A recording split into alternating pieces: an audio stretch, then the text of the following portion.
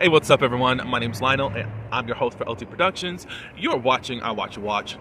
We are covering The Real Housewives of Beverly Hills. This is season 14. 13 or 14. Lord. Episode 4. I appreciate everyone for being here again. Please like this video and also subscribe to my channel. And you can leave your comments below. Now let's get into this episode. Okay, so off the top, I think this episode was boring because of what was going on. It seemed like it was just a recap of the ending of last week. And I don't know. Like, okay, so Kyle and Dorit doing their thing. You know, Garcelle jumped in for a minute and said, look, it's hard for you to apologize for stuff, or you don't really apologize for stuff, or there's always a reason as to why you did this, da-da-da-da-da. Dorit was just saying, I needed to be heard tonight, which is cool. Kyle's kind of just in this mode of, to me, not really wanting to hear Dorit out. She wants to say what she wants to say. But I think Dorit needed a chance to just get it all out there. Because it's like, you've been treating her bad for a lot of years. We went back to season 10. When I didn't know this, but Kyle has a tendency to seem to isolate people when she's mad for anything. So, Dorit, why are you friends with her? I would not be friends with someone like that. You can't be manipulative in our friendship. You can be upset. We can hash it out and let's move on. But to sit up here and act like every time I do something against you that you don't like, you can punish me, that is abusive.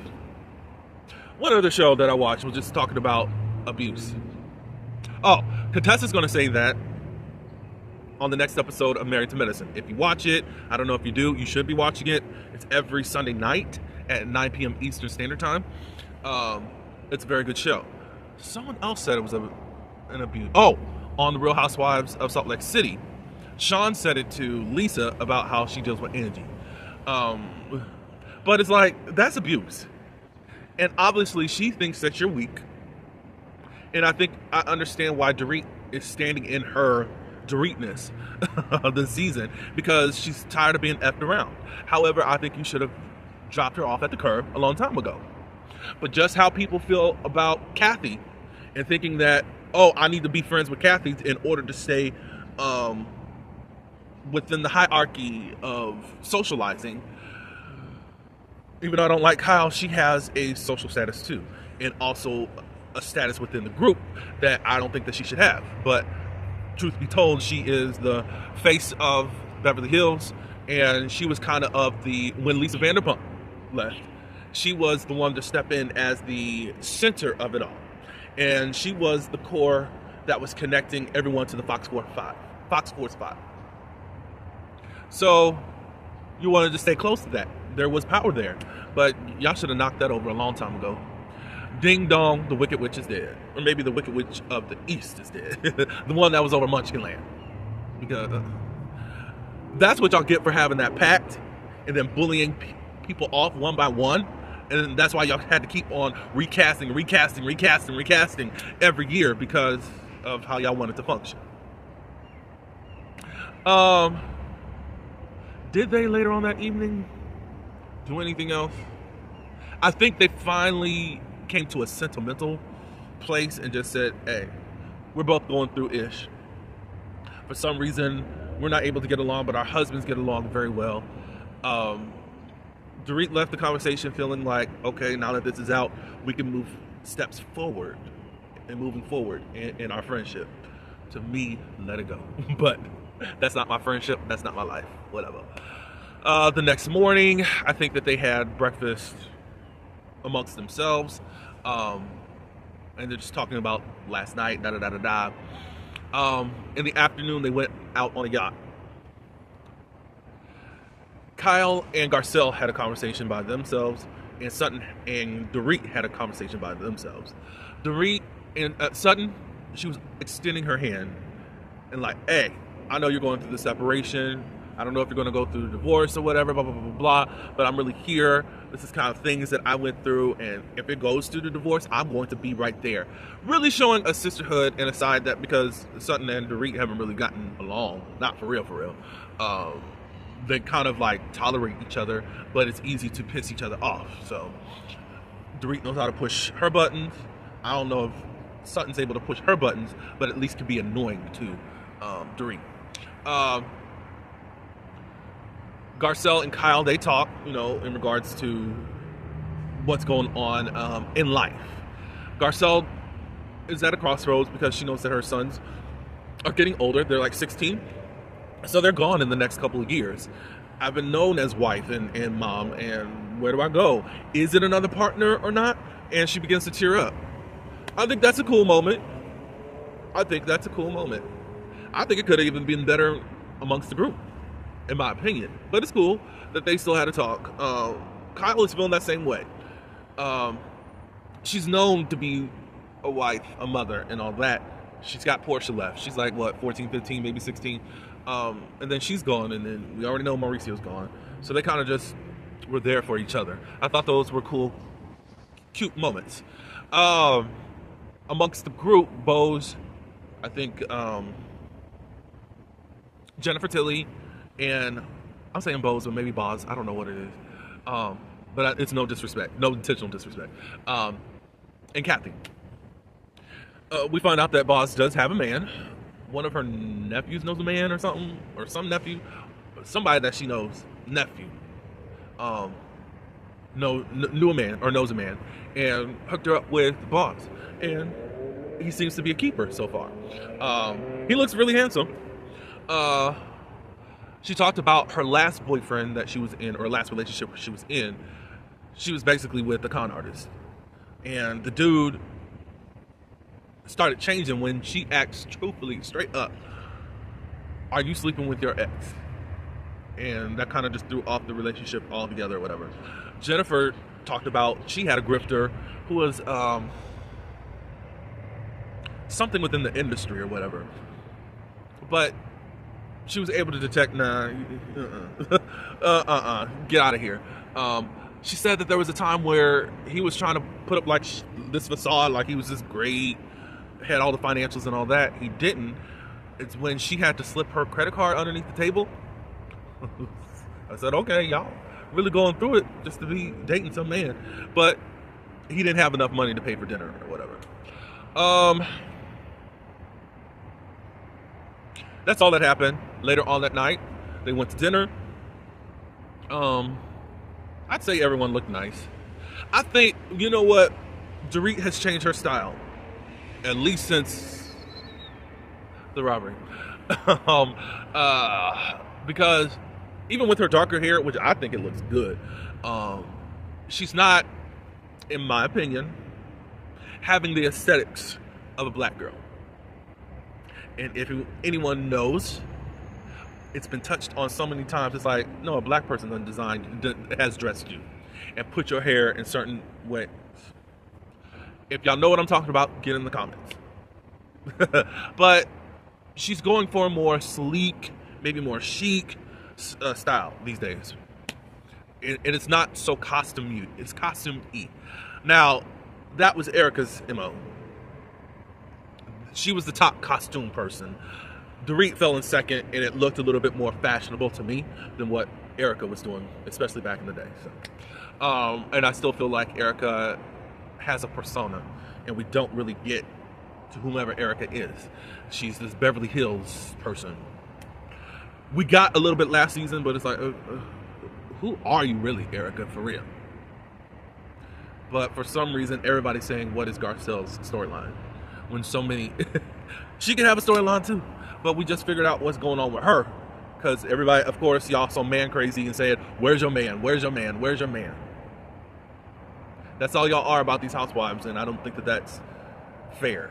And y'all just want to push them off on somebody. You can't find a man, a decent one. So why are you trying to say that they need to find one in order to film a show? Because all I hear is ninjas is whack. They're crazy. So what? If you find a good one, keep the good one. But quit acting like it's so easy. to find your forever. Gosh, go with the reality and walk with them through it. I don't know why I went off like that, but whatever. So everything's going good. Dorit's feeling positive about Sutton. Sutton has written some type of thing as far as a way to bind them as sisterhood. Forever sisters. Now beforehand, Garcelle brings up something. They're eating and all that, having a good time. Garcelle brings up to Dorit. She was saying, well, I thought you weren't friends with Teddy. But we see that you ended up reposting something from Teddy. And it was some type of concert that John Mellencamp. That's how Teddy got on the show, from her father. Y'all remember season 10? She's a shadow. Shout out to Denise Richards, season 10. Last season, I don't know what you were doing. But yeah, so Dorit explained herself. She said, well, I believe I said that we are friends, but we're not that close. They did roll back the footage, and I think that's what she did say. She said, we're friends, but we're not close. And I don't see anything wrong with me reposting or whatever. We find out a little bit later. Well, I watched some of the after show, and Dorit said that she had just found out when Kyle brought it up about the whole Teddy situation, that Teddy was upset that you didn't defend her. I don't know what to say. I'm not a Teddy fan. If Teddy was upset, then are y'all closer than what you're trying to say? Like, I don't know. I honestly don't know, Dorit. I'm not saying that you're a liar, but at the same time, if Teddy was upset, for real, then y'all gotta be, or she was under the impression that y'all were more closer than what you have been putting on. And maybe it's over there. I don't know. But I never thought you guys were close. I've seen you guys get closer after she got off the show, though. Because I was like, oh, okay. Some of the more behind the scenes stuff that I was saying. So I'm like, oh, okay. I don't know. I don't know what it is, but I feel like it was a petty argument that really you didn't have to call out Garcelle. Your motive was to call out any type of hypocrisy. Cool. I think it would have been better to choose your battles wisely. Especially for these people that are like ticking time bombs and already know that you don't like them, and now it's going to look like that you have a vendetta against them. And I've been hearing, I will not go on the BH tagline online, because I know what it's been full of. It's been full of hate since Garcelle got on the show. And I refuse to go on there.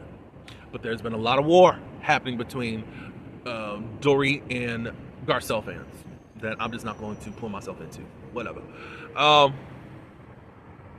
Yeah, so Garcelle, for me, come up with something else, because there was no reason for it. So Sutton gives her monologue. Everyone's making fun of her.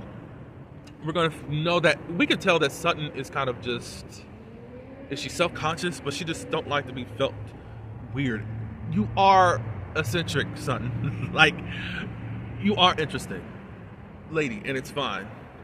But that's the kind of way that they make fun of Dorit, too. She's just long-winded and all that, and she don't like it. So it's like, everybody got their things, whatever, blah, blah, blah, blah, blah. So she puts this ribbon around them, and they band together, sisters.